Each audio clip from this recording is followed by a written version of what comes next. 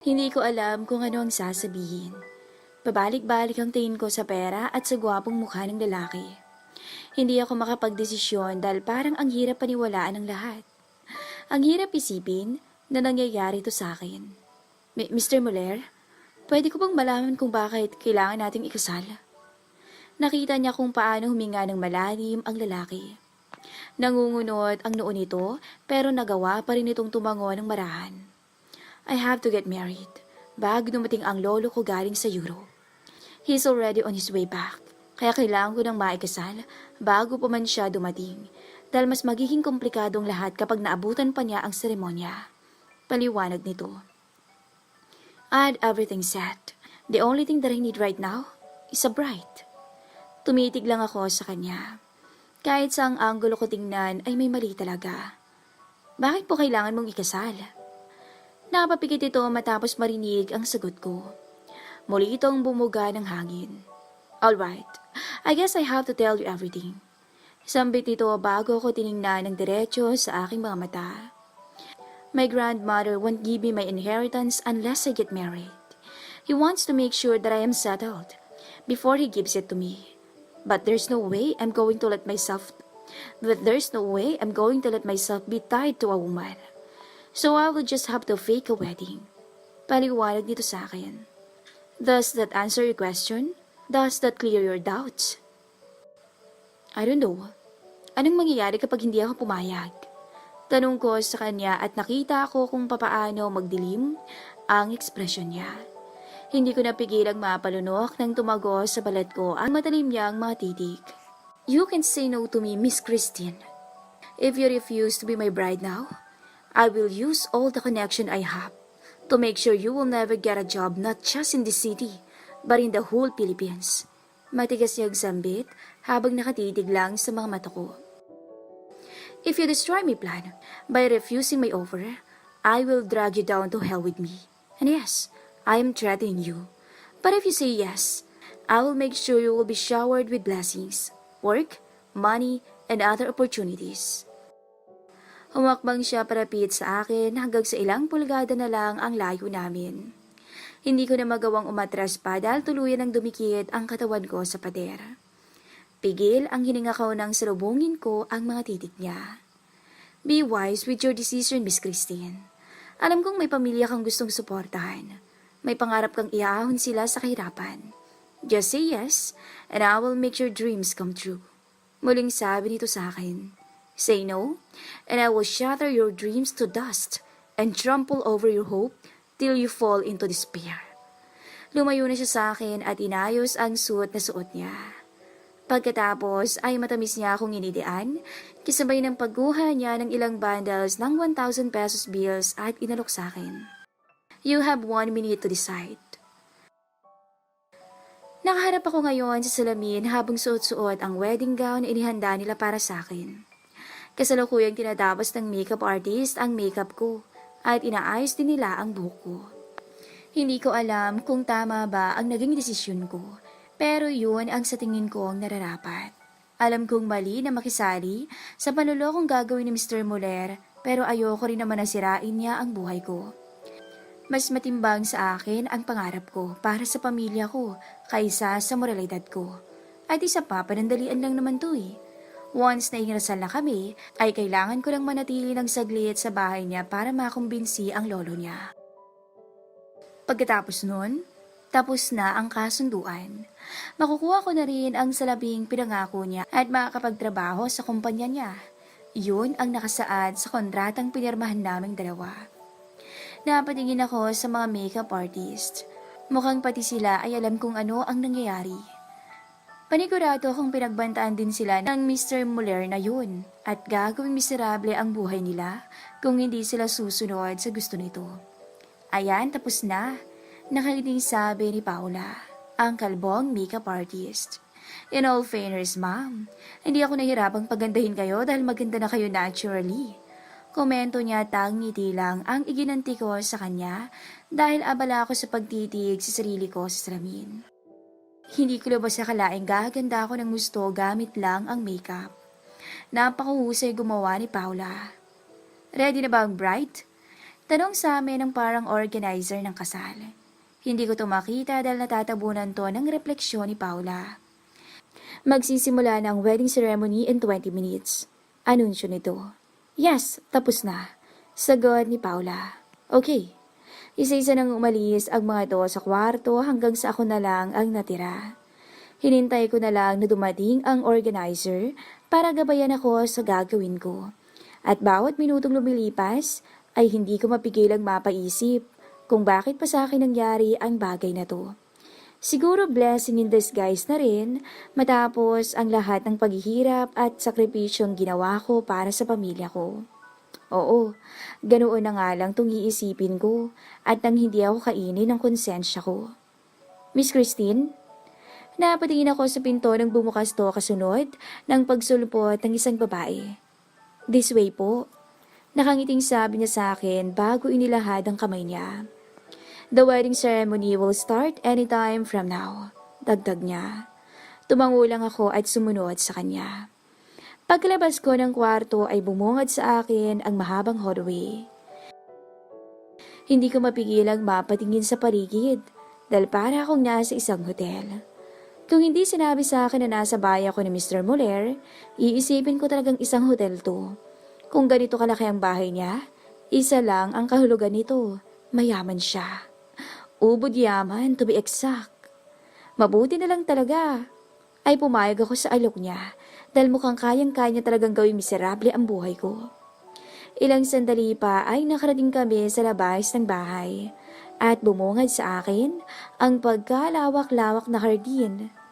Kita ko rin mula sa kinatatayuan ko ang setup ng venue.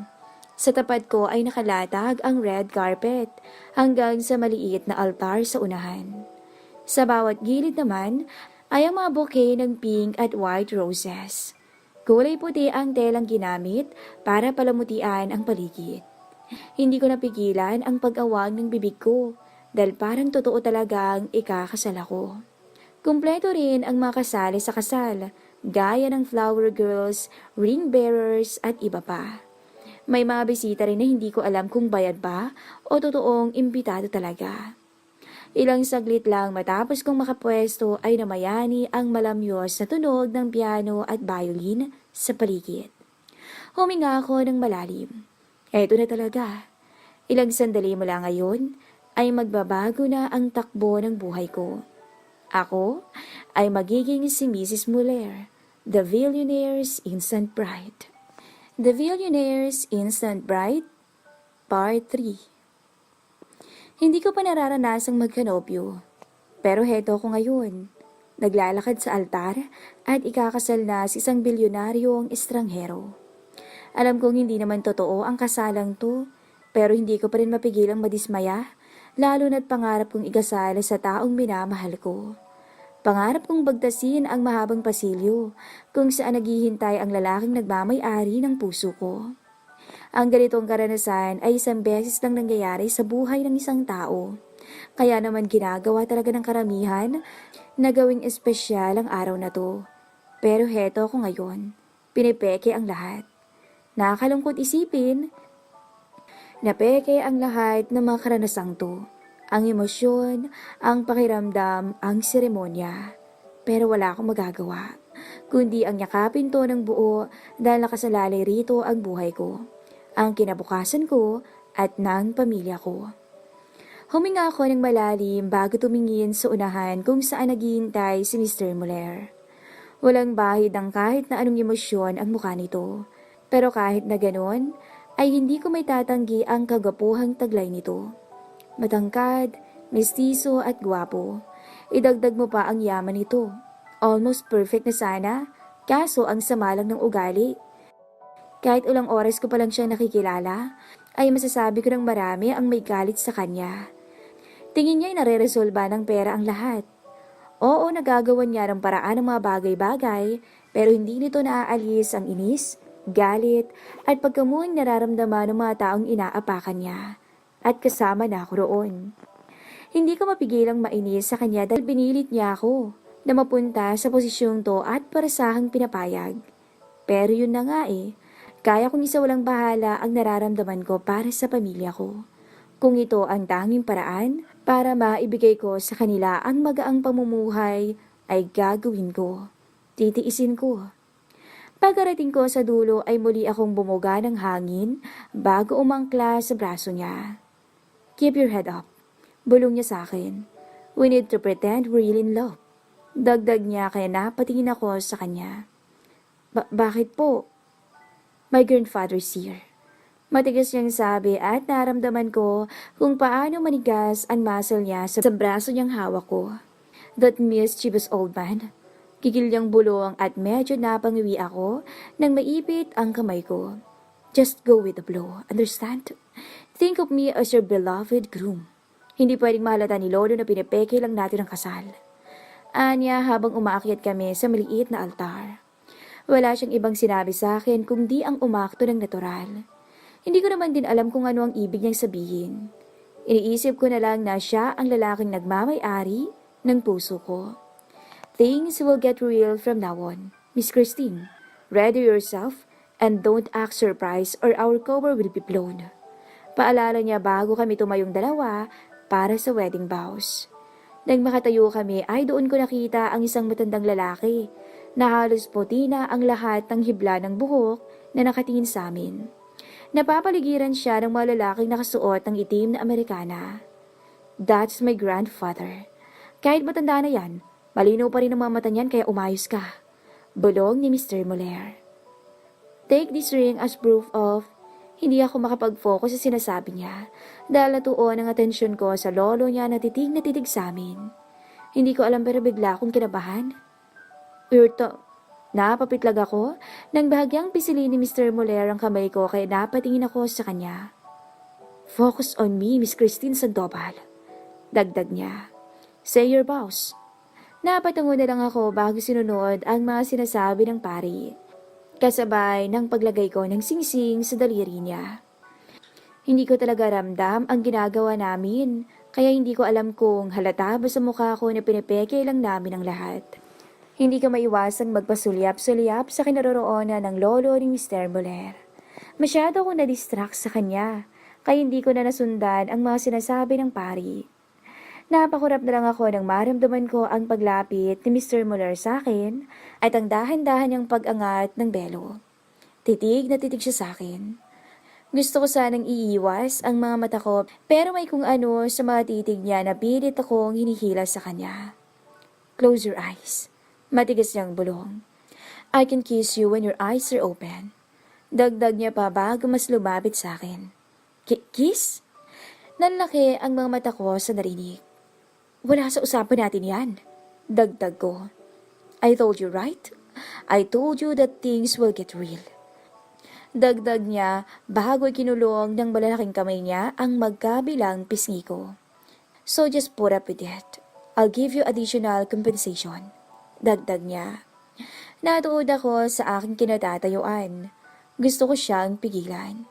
Gusto kong sabihin na wag, na kung pwede sa pisngi na lang dahil hindi ko pwedeng hayaang magdampi ang mga labi namin dahil hindi pa ako nahahalikan buong buhay ko. At gusto kong ang una kong hahalikan ay ang lalaking mahal ko. Mister, hindi ko na naituloy ang dapat sana'y sasabihin ko nang dumampi na ang labi niya sa labi ko.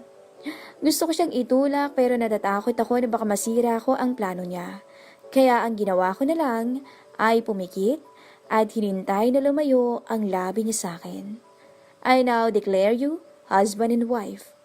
Rinig kong sambit ng pari kasunod ng palakpakan ng mga tao sa paligid.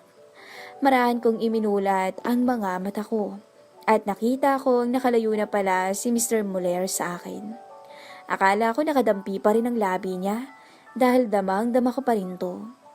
Napatitig na lang ako sa kanya, sa lalaking nakakuha ng unang halik ko. Hindi ako makapaniwalang na ibigay ko ang pinakaiingatan kong first kiss sa isang estranghero. Ang mas malala pa ay sa taong gumulo ng tahimik kong buhay. Tumitig sa akin si Mr. Muller at ngumiti. Iyon ang unang beses na nakita ko siyang ngumiti sa akin ng matamis. Yung ngiti na tila ba nakatitig siya sa taong mahal na mahal niya. Kung hindi ko lang talaga alam na palabas lang ang lahat, maniniwala talaga akong mahal niya ako. Pilit rin akong umiti sa kanya pabalik at iniisip na siya ang lalaking mahal ko. Hindi ko alam kung tama ba ang ginagawa ko, pero sana oo. Dahil patay talaga ako nito sa kanya mamaya pagkatapos ng wedding ceremony. I love you, my wife. Sambit niya at sinadya niyang lakasan ang boses niya para marinig ng lahat. Pagkatapos ay muli siyang lumapit sa akin at hinagkan ako. Kiss me back. Dagdag niya. Do it. I'll pay you extra. Wala na akong nagawa kundi ang humalik pabalik kahit na hindi ko alam kung paano. Ginaya ko na lang ang ginawa niya para sa pera. Nang maglayo ang aming mga labi ay muli akong umiti sa kanya. Hinawakan ko ang magkabila niyang pisngi at mabilis siyang hinalikan. Nang lumayo ako sa kanya ay kita ko ang panlalaki ng mga mata niya. Marahil ay hindi niya yon inaasahan sa akin. I love you too. Sagot ko sa kanya at matamis na ngumiti. My husband.